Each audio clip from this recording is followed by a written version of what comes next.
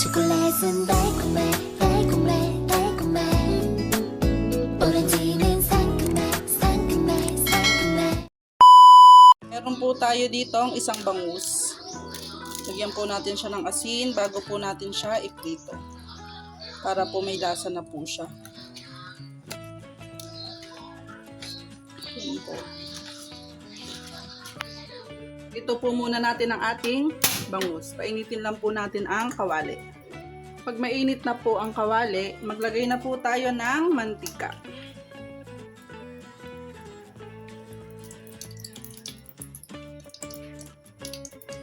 Tapos, hintayin lang po natin siyang uminit. Mainit na po ang ating kawali, pwede na po natin ilagay ang ating bangus. Hinaan lang po natin ang ating apoy para po hindi tumalsik sa atin ang mantika. Hinaan natin.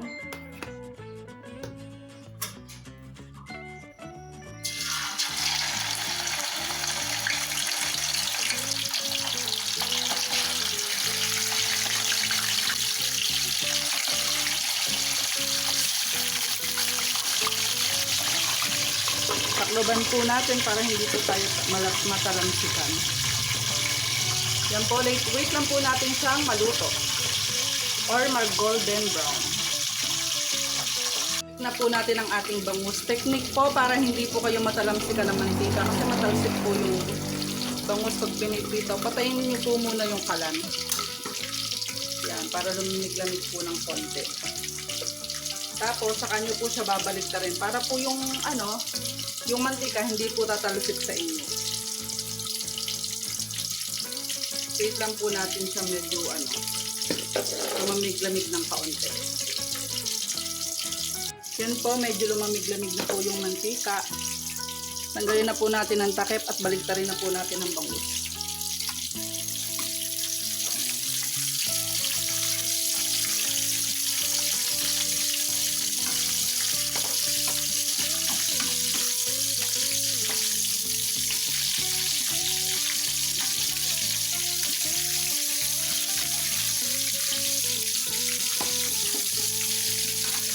Yan lang po ang ginagawa ko para po hindi po ako matalsikan ng mantika. Kasi pag po bangus ang piniprito ay lagi po siyang galit.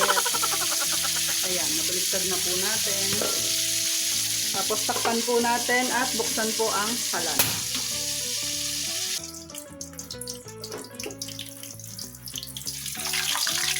Yan po, okay na po ang ating bangus. After po nito, iprito naman po natin yung natitirang bangus.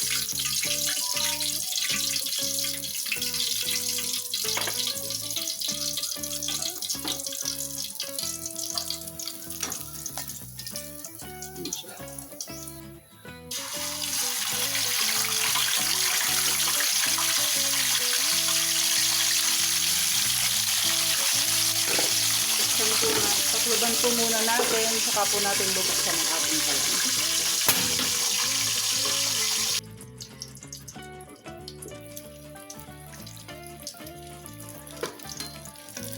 Yan po, luto na rin yung pangalawang batch ng bangus. After po nito ay magigisa naman po tayo. Magigisa na po tayo. Hintayin lang po nating uminit ang ating kawali.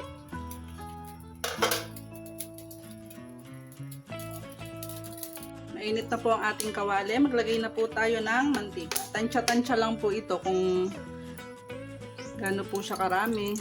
Ayan, konti lang po. Para mag-isa lang po natin. Meron po ako ditong 5 cloves ng garlic. At isang malait na sibuyas. Na natin ang apoy, medyo malakas. Haluin po natin.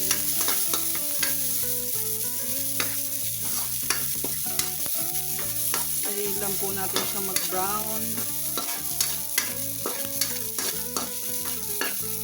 Tapos po niyan, sunod na po natin ang ating 6 na pirasong kamatis.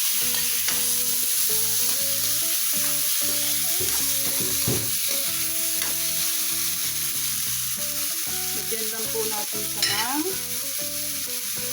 pinch of salt o kaya or kurot ng salt para po mag-translucent agad siya. Haluin po natin.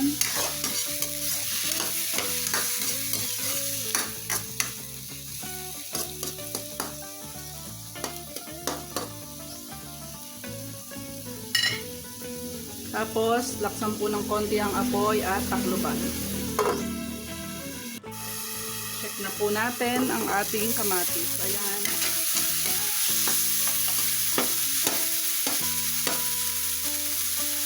Ano, madali na po siyang durugin.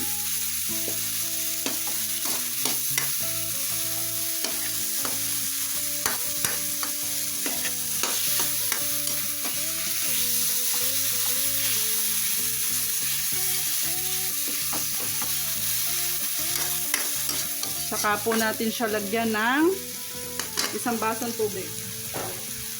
Lagyan po natin siya ng isang tasang tubig.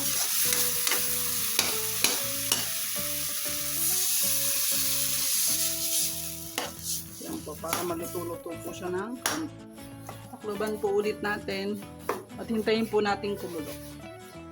Check na po natin. Ayan, medyo naluto-luto na po yung ating kamatis. Lagyan na po natin ng paminta. Tapos,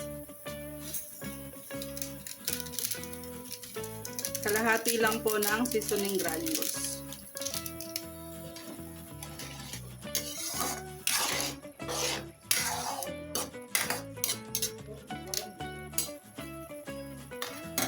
Tapos,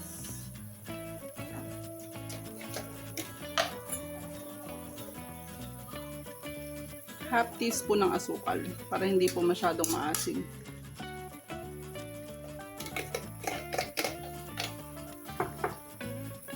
Tapos meron po ako ditong 2 itlog. Lagay na po natin.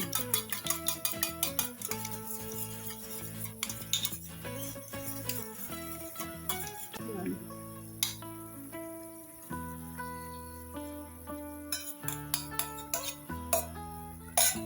Tsaka po haluin po natin.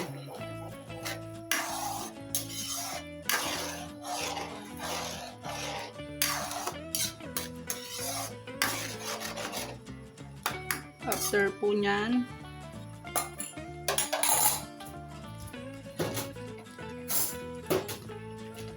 tikman po muna natin bago po natin ilagay ang ating piniritong bangus.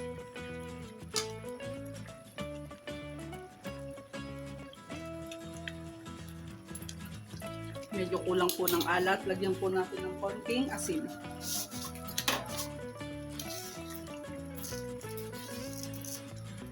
One teaspoon po.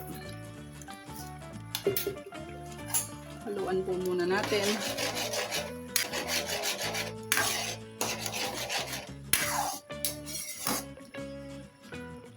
Lagay na po natin ang ating piniritong bangus. Yung pinirito natin bangus kanina.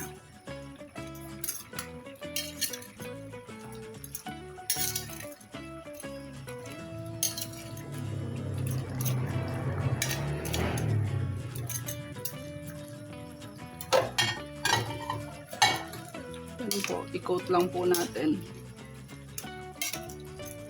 Para sumama po yung sauce sa ating bangus.